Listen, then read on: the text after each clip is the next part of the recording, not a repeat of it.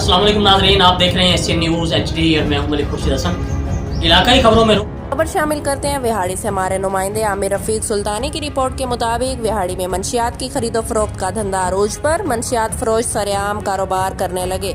Asian news ने मंशियात फरोशी की video हासिल कर ली। सरेआम मंशियात फरोशी पर शहरियों की IG पंजाब से नोटिस की अपील।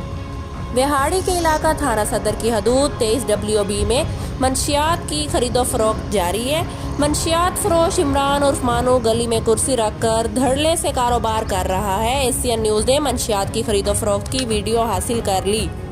पुलिस एहलकारों की भी मंशियात फरोशी के धंधे की मुबैना पुष्ट पनाही। मंशियात की सरेआम खरीदो फरोख्त पर थाना सदर पुलिस खामोश तमाशाई बनी हुई है। शहरियों का थाना सदर की हदूद में सरेआम मंशियात फरोशी पर IG पंजाब से नोटिस की अपील की है।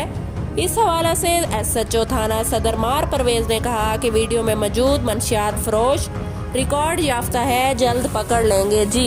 कैमरामैन टीम के साथ मैं हूं कोमल खान। मजीद खबरों से बाखबर रहने के लिए देखते रहिए एशियन न्यूज़ HD।